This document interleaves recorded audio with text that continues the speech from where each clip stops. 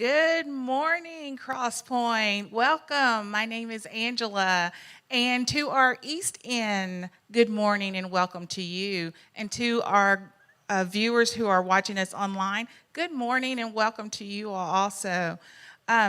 If you are a first-time guest, we highly encourage you to go to our Crosspoint Now app and fill out our little questionnaire that is on there. This morning, we have the pleasure of having our Augusta campus pastor, Noah Dockery, to deliver our message this morning. Noah is a graduate from Morehead State in philosophy and media majors, and he is right now working on his master's in ministry program. We are excited to have him here, as many of us have not met him yet, so this will be a great opportunity as he delivers the message. But before he does that, I want everyone to stand up and do worship, because this is my favorite part, and let the band take it away.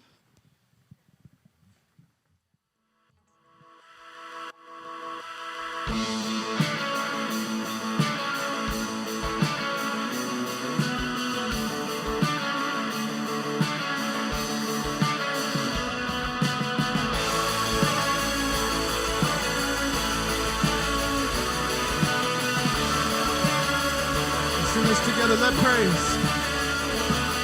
Let praise be a weapon that silences the enemy. Let praise be a weapon that conquers all anxiety. Let it rise. Let praise arise.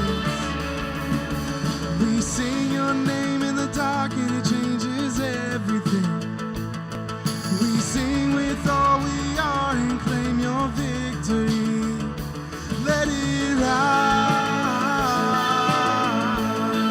Let praise arise. Sing, break down. We'll see you break down every wall. We'll watch the giants fall. We cannot survive when we praise you. The God of breakthroughs on our side. Forever lifted light, with all creation cry, God, we praise you. Oh, we praise you. Oh,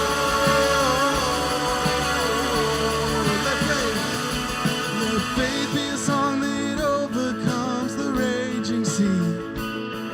Let faith be a song that calms the storm inside of me. Let it rise, let faith arise. We'll see you break down every wall. We'll watch the giants fall. We cannot survive when we praise you. The God of breakthroughs on our side, forever lifted high. With all creation cry, God, we praise you. Oh, we praise you. Oh,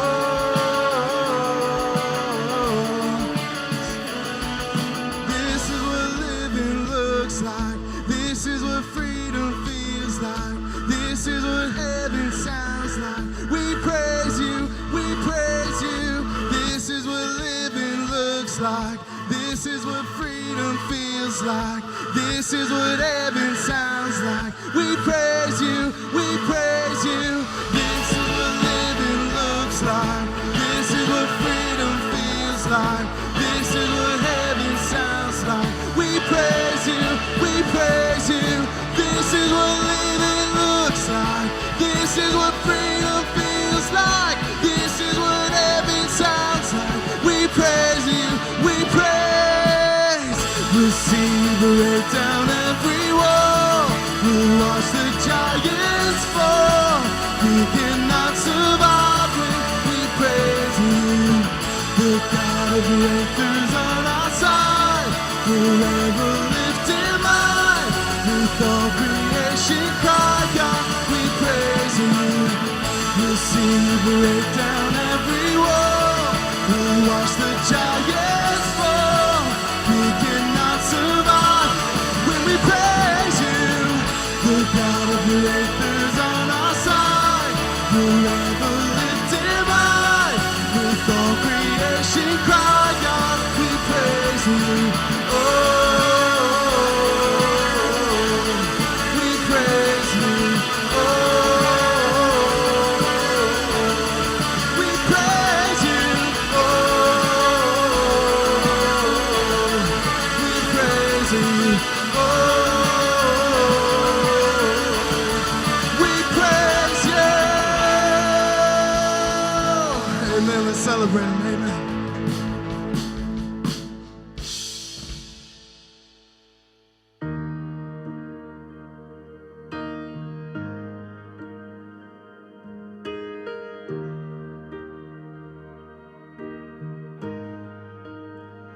How great the chasm that lay between us.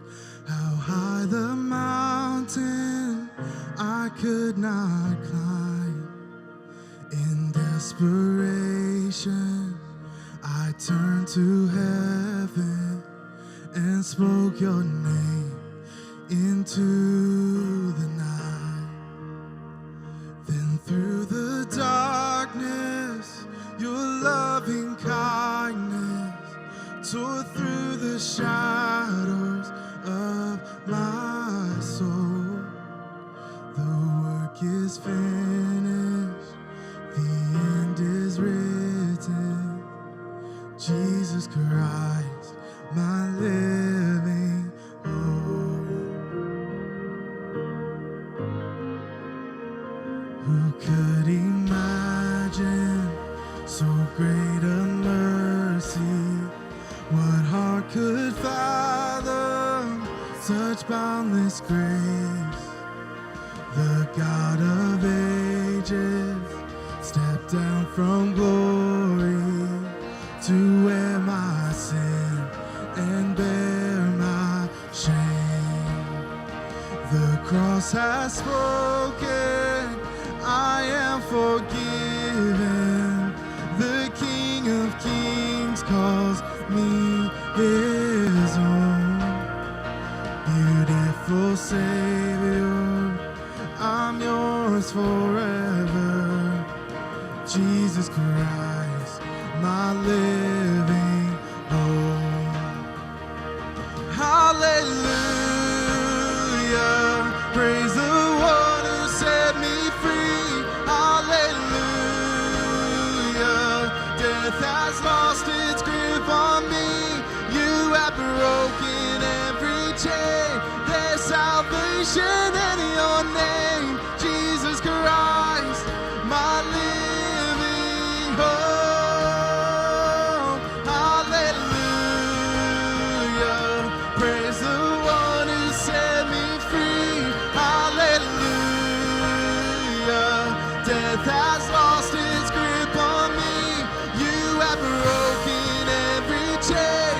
There's salvation in your name, Jesus Christ, my living hope. Then came the morning that sealed the promise. Your very body began to breathe. Out of the silence, the roaring lion declared the grave has no claim on me. Sing that again. Then came the morning that sealed the promise. Your buried body began to breathe. Out of the silence, the roaring lion declared the grave has no claim on me. Jesus, yours is the victory.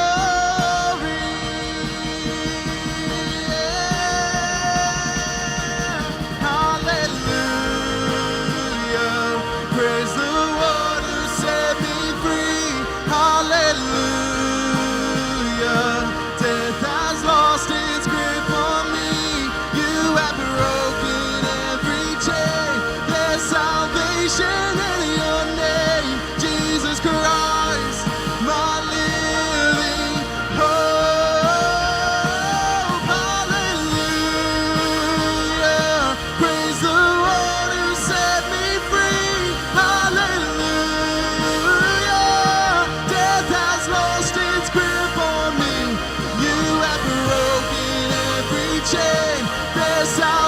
salvation in your name, Jesus Christ, my living hope. Jesus Christ, my living hope. God, you are my living hope. Amen. I invite you guys to pray with me this morning. God, we just come before you and we just thank you for who you are. We thank you that you are alive in us, that you're ever present in our time of need.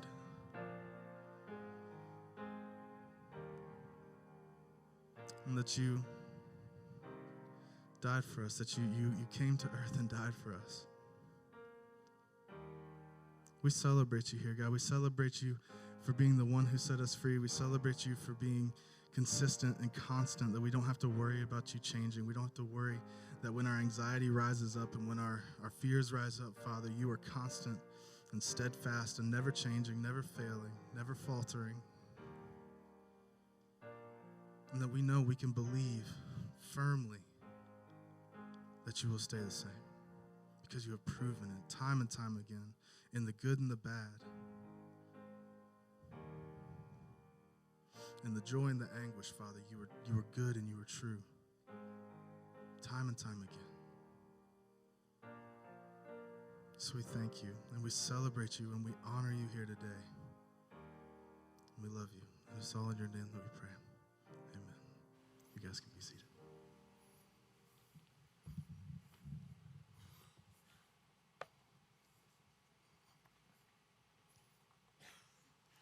Good morning. How we doing? How we doing? That wasn't very good. We'll try that again. How we doing? Okay, that's better. That's better. First off, I got to welcome Augusta. Big shout out to Bracken County folks. That's my family out there, okay? So I got to welcome them, especially Keith Plummer. All right, good morning, Keith. He gets very, very angry when I don't welcome him. So I have to greet him, all right? Good morning. Everyone watching online, so happy you're here with us. Go ahead, drop some comments, emojis, and then everyone in Easton, so happy to have you all with us as well. And then, of course, everyone in the room in Maysville, super excited to be here with you all this morning. Thank you, thank you.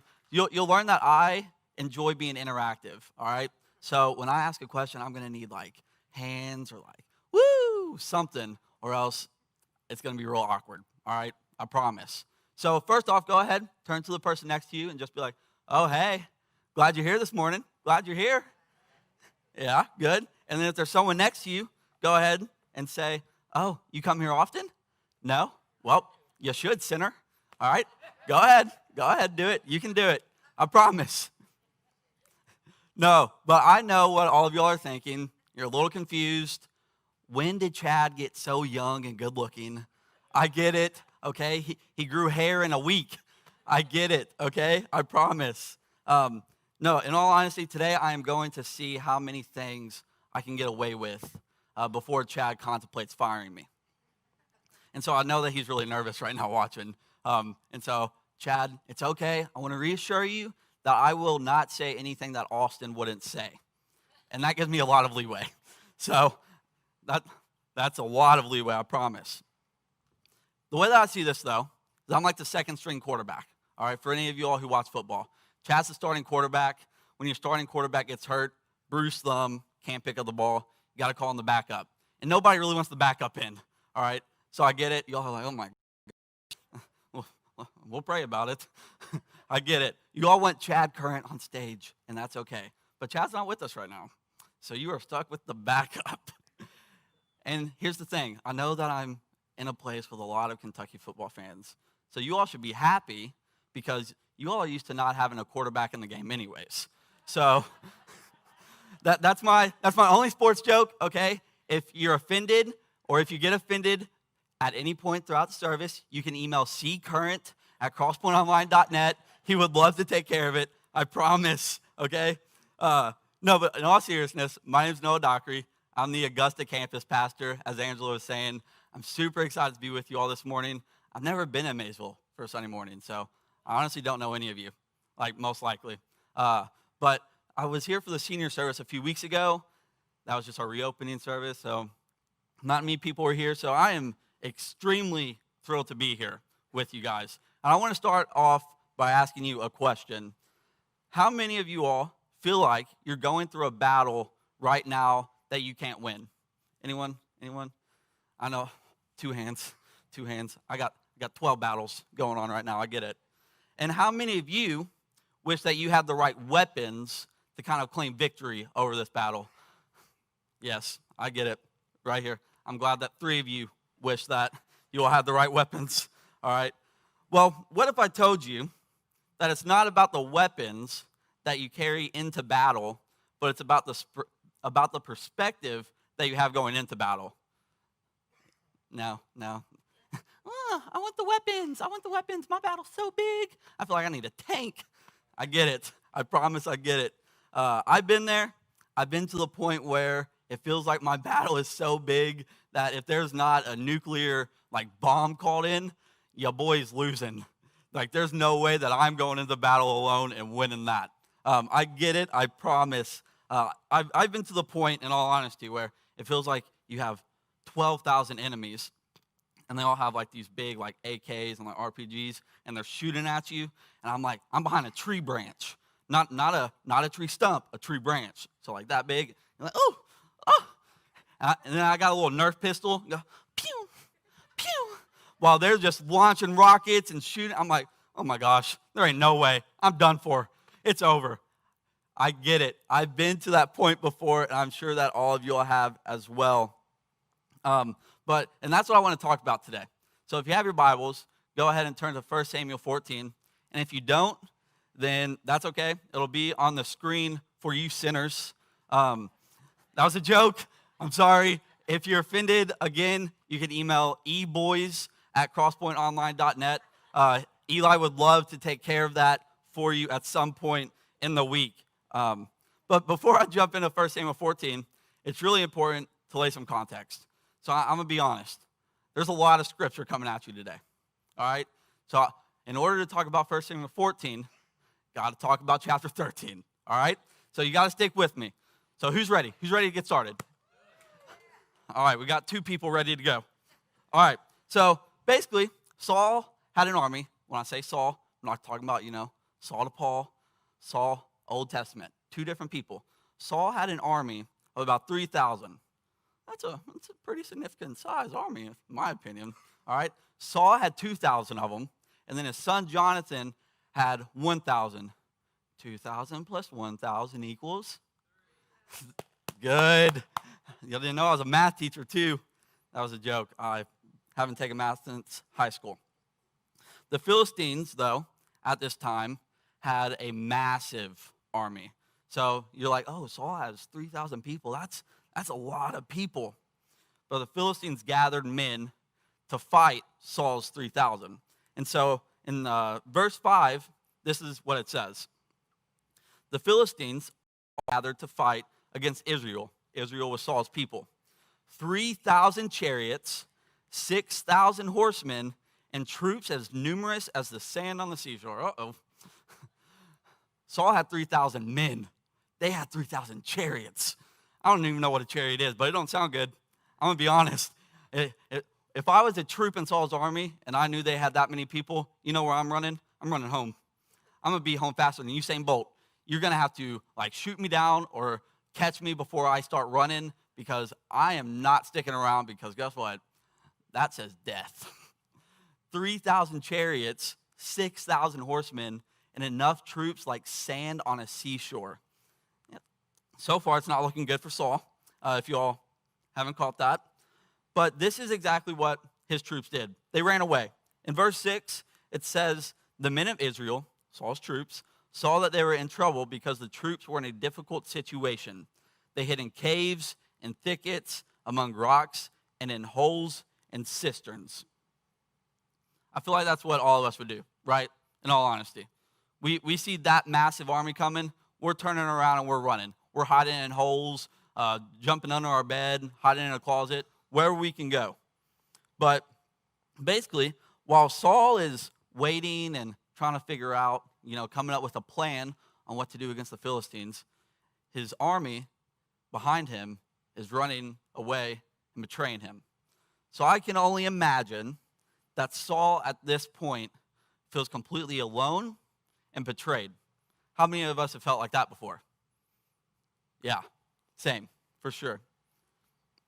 So fast forward a little bit. What's supposed to happen is they're supposed to wait it out, all right? And on the seventh day, Saul's buddy Samuel is coming. And Samuel was like the one who appointed Saul. We won't get too much into that. That's a big ordeal. Yeah, that's a lot. Anyways, so Samuel appointed Saul king. And so Saul is waiting on Samuel to show up on the seventh day. And when he shows up, they will go and they will offer a burnt sacrifice to the Lord, have the Lord's favor. Everything will be perfect, right? That's how life works. And what happens is on the seventh day, Saul is waiting around just like, well, Samuel, like, where you at? And he doesn't show up. And so Saul goes and he offers this burnt sacrifice to the Lord by himself. And then as soon as he's done offering the sacrifice, it's still the seventh day, by the way, Samuel shows up. See, Samuel never told Saul a time. He just told him a day. But Saul got impatient. He was scared probably, super anxious, and was like, all right, I can do this. I'll just chop a goat's head off. I mean, offer it, whatever. I don't know how that works. If you know how that works, then I'm worried. But anyways, like I said, Saul just got super impatient and tried to take it into his own hands. And so Samuel is one of those friends, though, who, like, you're glad they're friends, like, with you, but at the same time, Samuel's going to be the person who just tells you straight up how it is. And that's what he does to Saul. And he says this in verses 13 through 14. It says, Samuel said to Saul, you have been foolish. You have not kept the command the Lord your God gave you. It was at this time that the Lord would have permanently established your reign over Israel. But now your reign will not endure. The Lord has found a man after his own heart. Ouch. And the Lord has appointed him as ruler over his people because you have not done what the Lord commanded. And so Saul thinks he's doing something good. He's like, this is going to get me the Lord's favor. Like, this is the way to go. Update, that was not the way to go. All of his troops at this point leave him. He now has 600 men. He went from 3,000 to 600. Reminder, Philistines have 3,000 chariots, 6,000 horsemen, and enough troops like sand on a seashore. So it's really not looking good at this point. So they went into surrounding counties. I said counties, I meant cities. They probably didn't have counties in Israel back then. Whatever. They went into the surrounding cities, but this was like Philistine territory. So all the weapons were super expensive. They were like charging out the wazoo. And so they didn't have enough money for weapons. And this is how the story basically ends in chapter 13 in verse 22. So on the day of battle, not a sword or spear could be found in the hand of any of the troops who were with Saul and Jonathan. Only Saul and his son Jonathan had weapons. Uh-oh. 2 people now have weapons against an army of like 12, 15, 20,000. That's scary. It's not good. Saul and Jonathan are in a huge predicament. But that's what I want you guys to understand today. I want to speak on today how we can go from changing our perspective where we don't even have to have the right weapons. We just have to have the right perspective.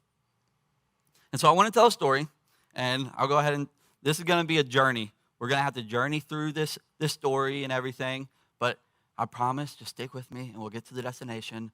You'll land safely. I feel like a flight attendant right now. Would anybody like drinks, chips? We can't serve that, I'm sorry.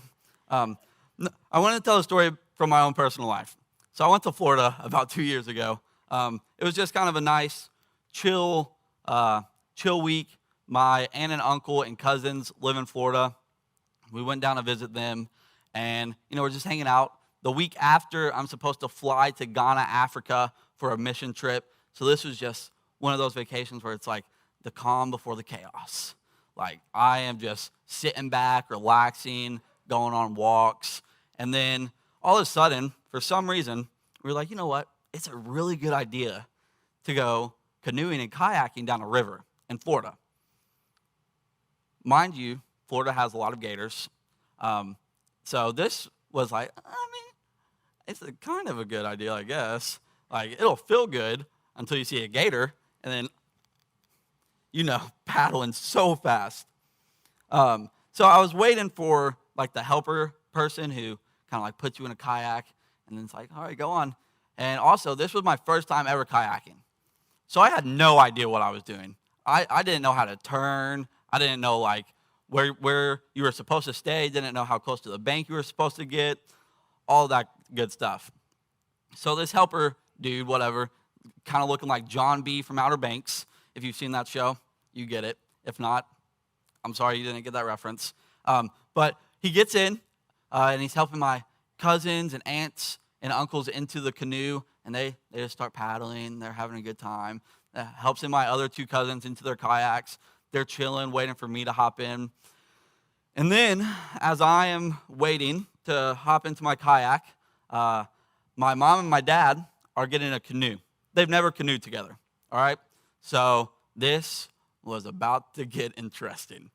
And if you knew my dad has a very, very funny sense of humor, but he can also get just like angry, and we always make fun of him for it.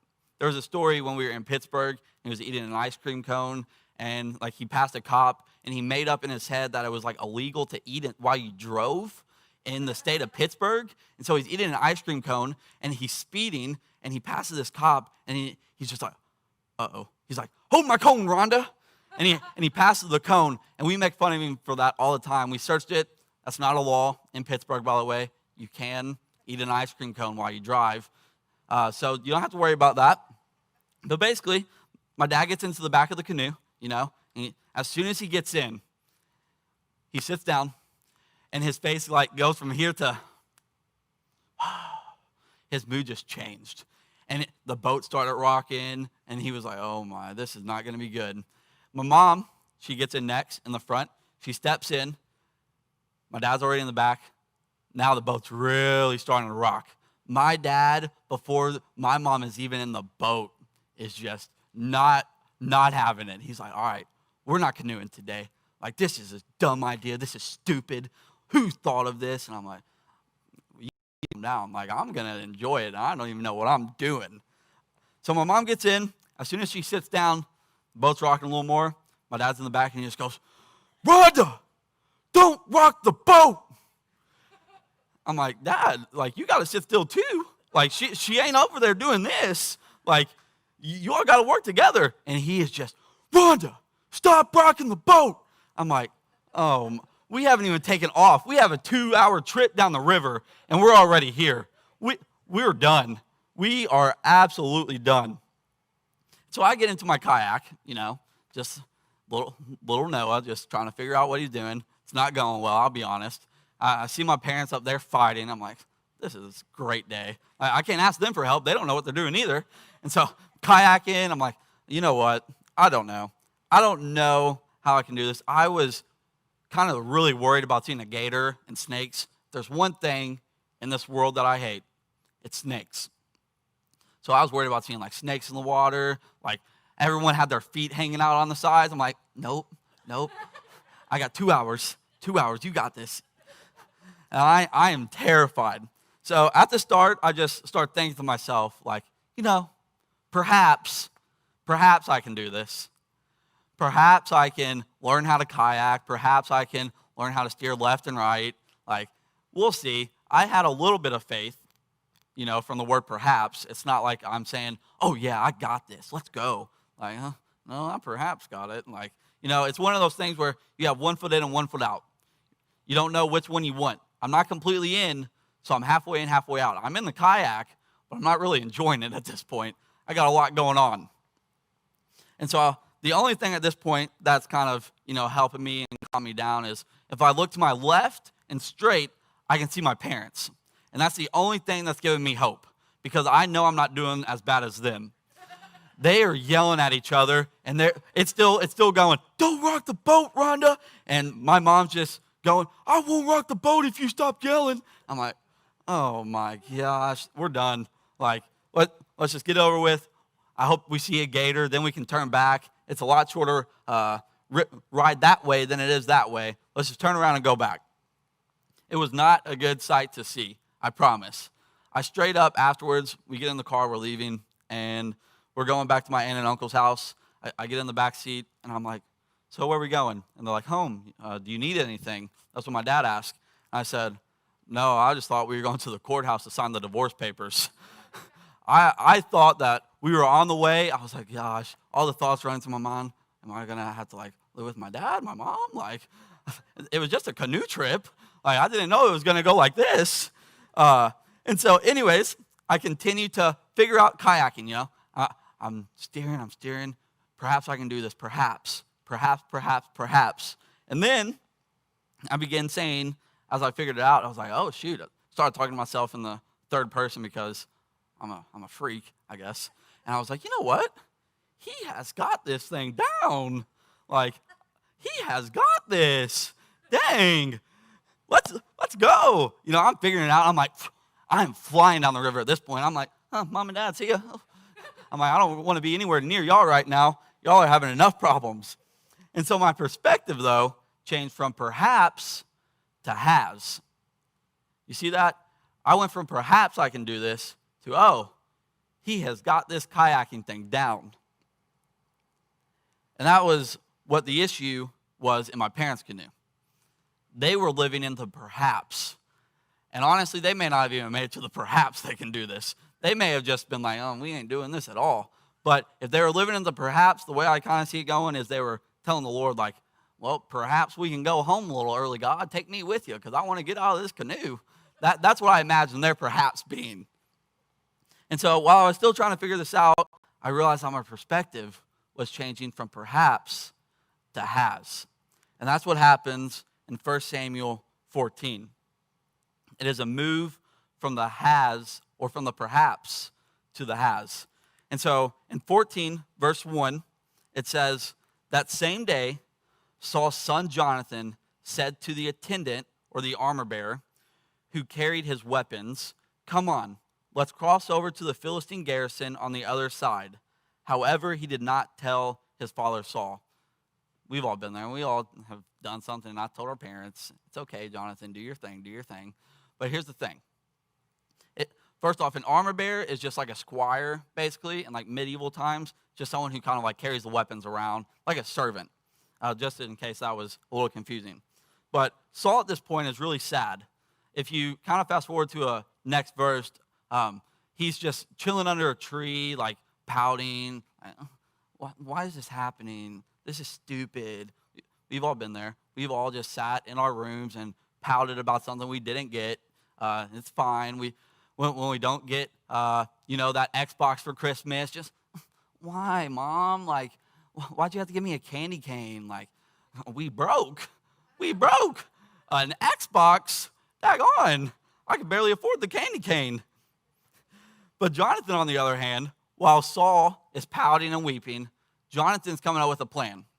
He's figuring out, okay, this is scary, and I get that, but what are we about to do? What are we about to head into? And so Jonathan is coming up with a plan and trying to put it into action himself. And so verses 4 through 5 says, there were sharp columns of rock on both sides of the pass that Jonathan intended to cross. One was named Bozez and the other Seneh.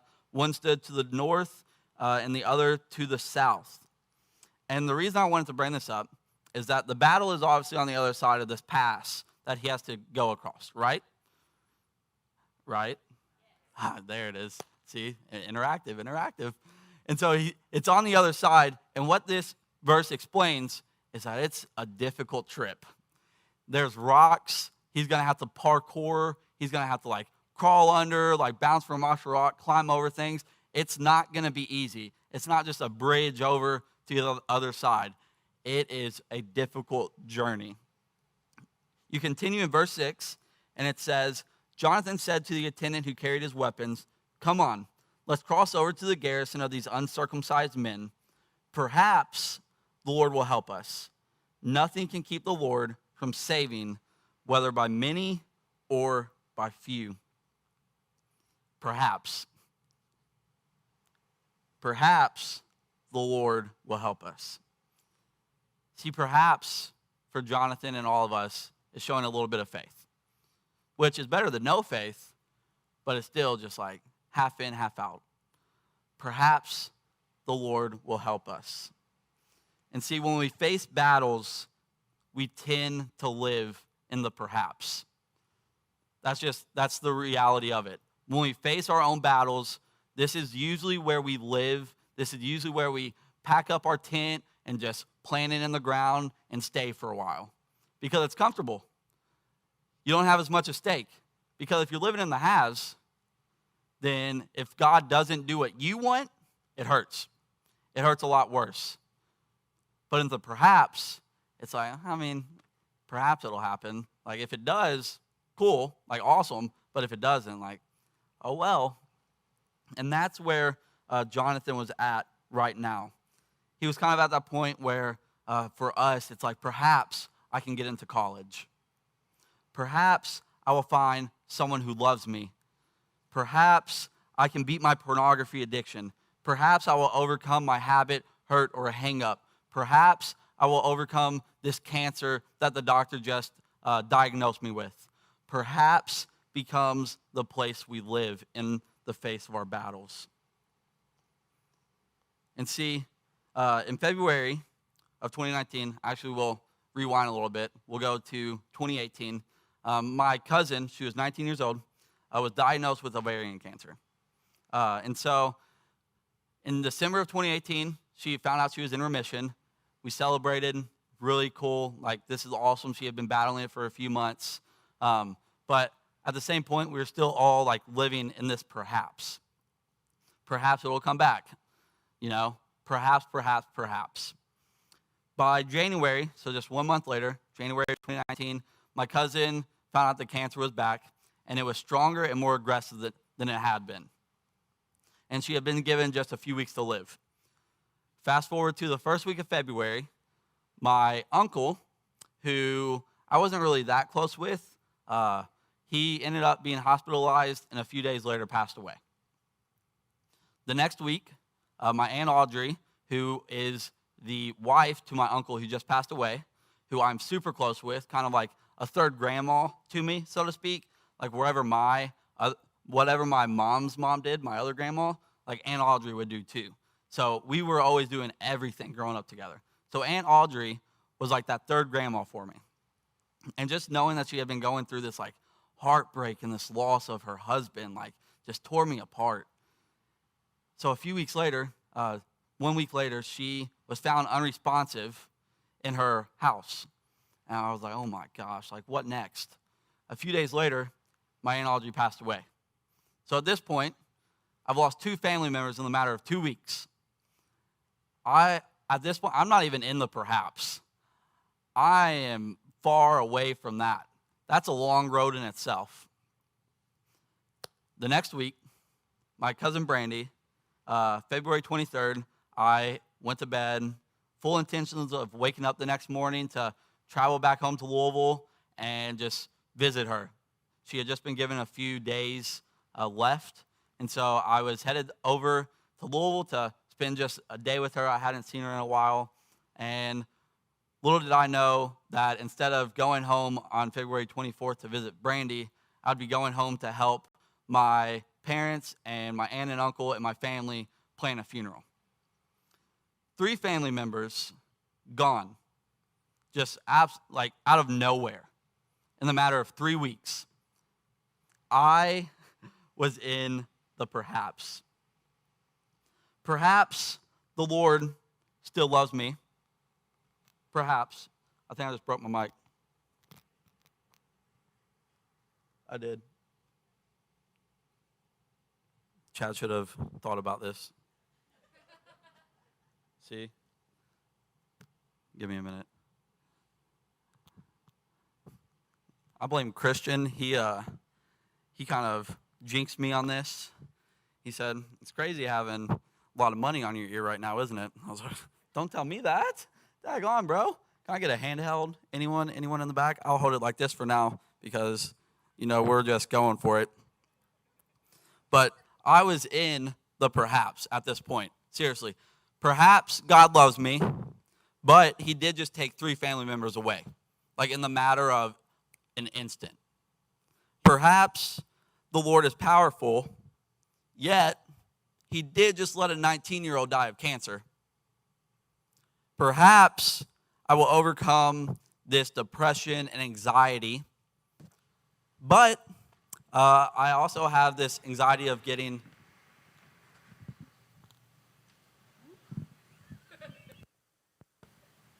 Let's do it. Oh, sorry. Now we're cooking. Wow, this is awkward. Can I get an amen? But perhaps I could overcome this anxiety and depression, but at the same time, I am so nervous about getting another phone call that every time my dad or my mom calls me, I think it's bad news. Perhaps, I, at this point, I didn't have a tent in the perhaps. I built a mansion. I was not leaving anytime soon. And the worst part about living in the perhaps is it's a whole lot easier to run away from your faith completely. It's a lot easier to stay in the perhaps when the has is that way and just run that way rather than going to the has. The perhaps can end in absolute just like destruction. And that's the difference with Jonathan. Fast forward to verse 8 through 10, and it says, "All right," Jonathan replied, "we'll cross over to the men and then let them see us. If they say, 'Wait until we reach you,' then we will stay where we are and not go up to them. But if they say, 'Come on up,' then we will go up because the Lord has handed them over to us, and that will be our sign." See, Jonathan has a plan. He has a plan on how he's going to claim victory over the Philistines, which is insane because he has 2 people, by the way, and he's fighting an army of thousands. But he knows that if he just runs away and hides like all the other troops, he's never going to claim victory over the battle. So he starts planning. And now the story's getting really good, okay? I promise. Stick with me. We're almost there. We're almost to our destination. Keep going. In verse 11, they let themselves be seen by the Philistine garrison, and the Philistines said, "Look, the Hebrews are coming out of the holes where they've been hiding." The men of the garrison called to Jonathan and his armor bearer. "Come on up, and we'll teach you a lesson," they said. "Follow me," Jonathan told his armor bearer, "for the Lord has handed them over to Israel." Did you catch it? He turned to perhaps the Lord will help us to the Lord has delivered us. He didn't say perhaps the Lord will turn them over. He said the Lord has. And then the story ends in the last 2 verses. Jonathan climbed up using his hands and feet with his armor bearer behind him. Jonathan cut them down, and his armor bearer followed and finished them off. In that first assault, Jonathan and his armor bearer struck down about 20 men in a half-acre field, and y'all thought the Bible was boring. Oh, my Lord, that should be a movie. Let's write a script to that. Goodness gracious. Remember, Jonathan was the only one with the weapon. They only had 2 weapons, and Saul had the other. So they had 1 weapon, 2 people, and they just struck down 20 men in a half-acre field. Yeah, the Lord. That's what I'm going to say. And that's what I want you to notice, though. Jonathan turned his perhaps into a has even before they won the battle. See, he had so much faith that he knew the Lord had delivered them before he even took the risk. Before he climbed the ladder, he was already saying, the Lord has delivered them. The Lord has delivered them to us. Before Jonathan even climbed the ladder, he had faith that he won the battle. And the majority of time, we feel like we don't even have the faith that we'll get out of the battle. Jonathan had so much faith that he wasn't in the battle yet, and he knew that he was going to win. See, when we live in the has rather than the perhaps, the Lord can do so much more. It's evident in this story. As soon as Jonathan's perspective changed, the entire outcome changed. And Jonathan just didn't stop when he was living in the house, when that perspective changed. He took the risk, right? He climbed the ladder, he knew what he had to do, and then he ran into battle with one weapon and probably a little armor bearer boy, and he went on and took on 20 Philistines. See, there are two questions that we have to ask ourselves. And in order to move from the perhaps to the has, you have to take the risk like Jonathan did, right? You have to be willing to climb up the ladder out of the hole. And so the first question I want to ask is, what is the risk that God is asking you to take? What is the ladder that God has been begging you to just climb up and live in the has? Because he wants all of you. He doesn't want the perhaps. He doesn't want I'll go to church on Sunday, but I ain't reading my Bible Monday, Tuesday, Wednesday, Thursday, Friday, or Saturday. He wants all of it. What's the risk that he is asking you to take? Is it getting out of that toxic relationship? Is it finally getting a censor on your phone so you don't look at things that you shouldn't? Is it finally addressing the fact that even though you have cancer, or even though a family member you have has cancer, that no matter what happens, that God is going to use that for good? Or is it taking that first step and accepting Christ into your life? We have to stop living in the perhaps.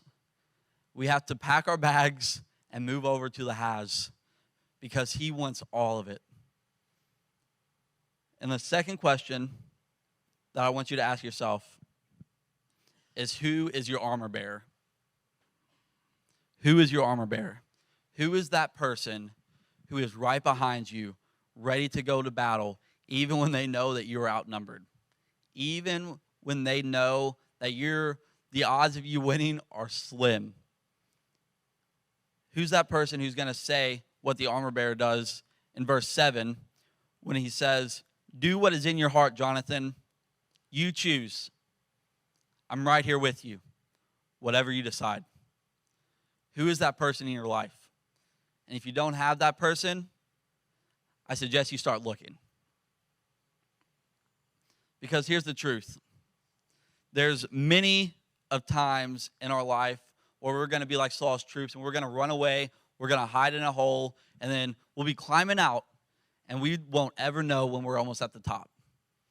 A matter of fact, there's many times when we'll get right to the top and we'll let go and fall because we thought we still had a mile left up the ladder. But if you have an armor bearer, they're up there at the top of the hole, reaching down to pull you out. Who is that person in your life? I remember when my Uncle Wayne, Aunt Audrey, and Brandy passed last February. I was just done. I didn't really want to do any more funerals. And Brandy's funeral was on a Wednesday. 2 days later, on a Friday, was Audrey's funeral. So Brandy's funeral is Wednesday. You get through it. And I look at my family and I say, guys, I'm not doing it again. I'm not doing another funeral on Friday. I can't handle it. It felt like I was to the point where I had enough death to last me my entire lifetime. I looked them right in the eye and said, I'm leaving. I'm going to Moorhead. I'm going back. I just want to be with my friends. And honestly, I wanted my friends to not mention it. I wanted to go back and not think about it one time. I just wanted to have fun and get my mind away from it. So I decided to drive back to Moorhead, and when I get back late at night, I was greeted by all of my friends, just like waiting. It was kind of weird, but they were just like waiting in my room. So I walk in, and there's just this massive basket full of like my favorite things. There's movies, there's like pants. You can laugh. You can laugh. I like pants, okay? There's pants, there's food, there's everything you can think of. And each one of them wrote a personal letter of encouragement to me. And my love language is words of affirmation. So this is like the best thing that they could have done.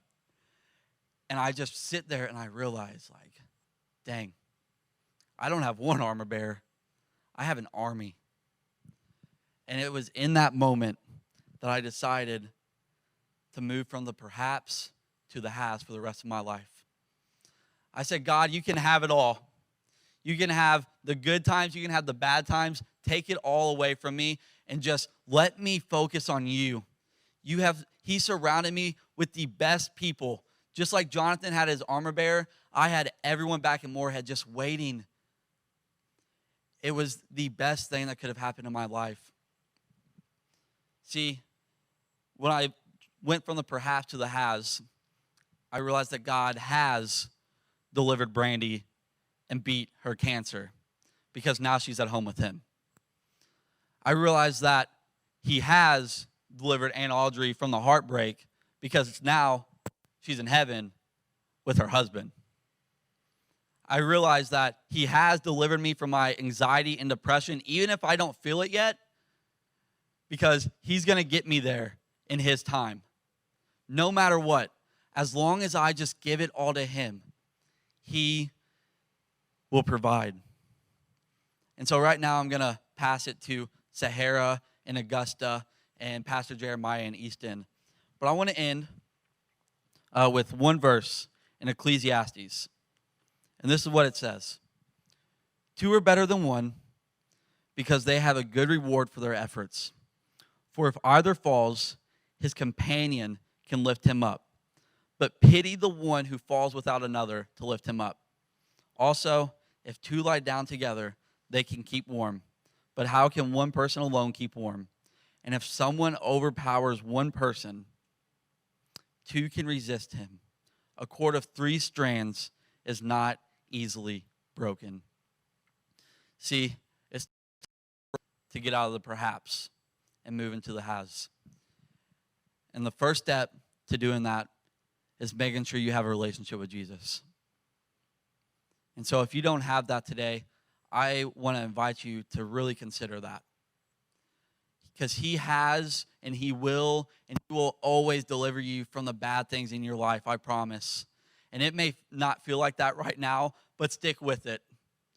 You'll get there. He has such big things planned for you. You just have to give it all to him. The second step you can take is finding that armor bearer. Who is the person who is going into battle with you, no matter what?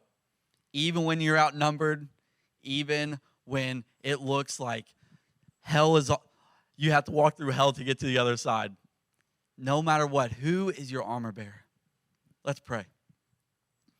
Father, I thank you for all that you have done.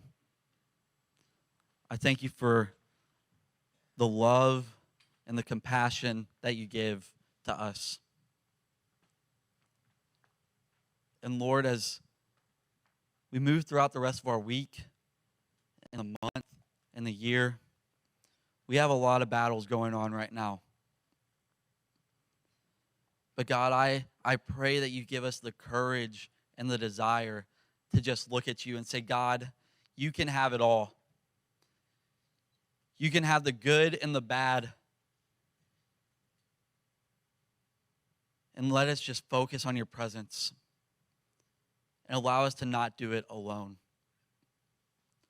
Lord, we love you so much and we praise you. And it's in your holiest name that I pray. Amen. I invite you guys to stand with us. You can have it all, Lord. Every part of my world. So take this life and breathe on this heart that is now yours. You can have it all, Lord. Every part of my world. So take this life and breathe on this heart that is now yours.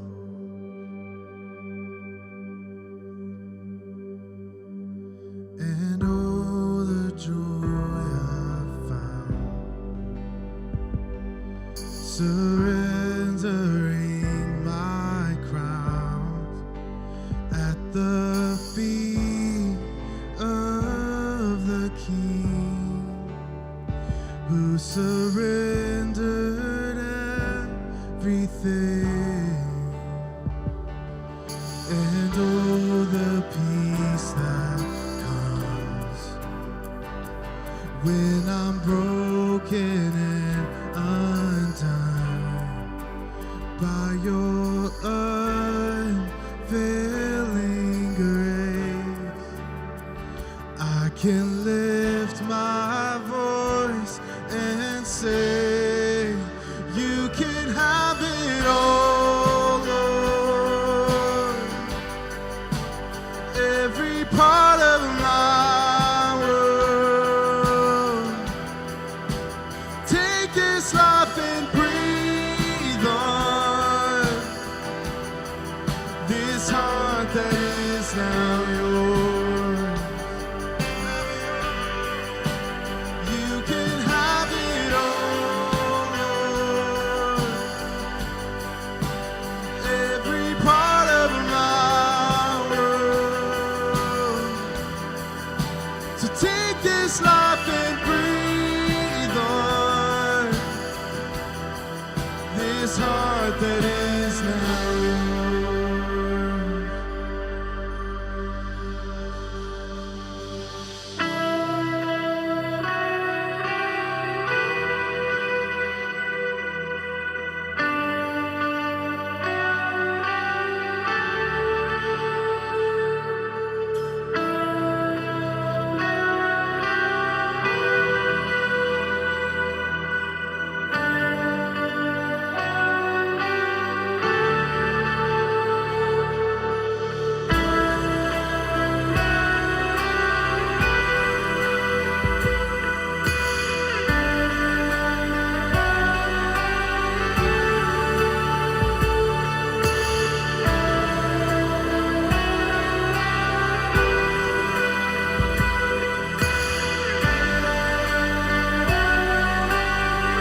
Sing this together. There is no greater call than giving you my all. I lay it all down. I lay it all down. There is no greater love, no higher name above. I lay it all down. I lay it all down. There is no greater call than giving you my all. I lay it all down. I lay it all down. There is no greater love, no higher name above. I lay it all down. I lay it all. Sing it.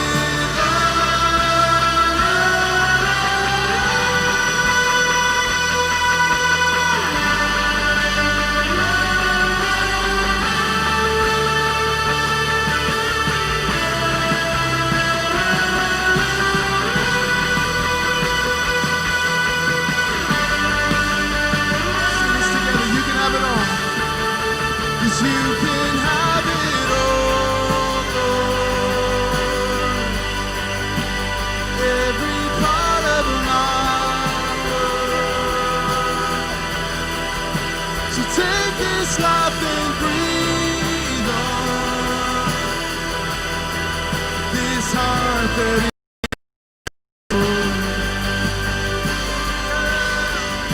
'Cause you can have it all, Lord. Every part of my world. So take this life and breathe on this heart that is now yours. You can have it all, Lord.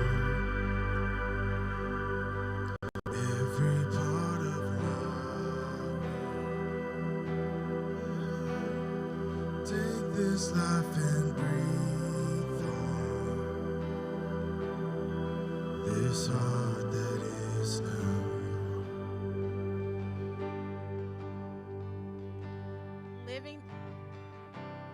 Living in the perhaps, changing your perspective. Thank you, Noah, for your message today, and thank you all for joining us today. And if you are in need to communicate with us here at Crosspoint, the best way is to use the Crosspoint Now app. And I hope that everyone will return next week as we start our new series, The End, A Look at Revelations. You all have a blessed day. Thank you.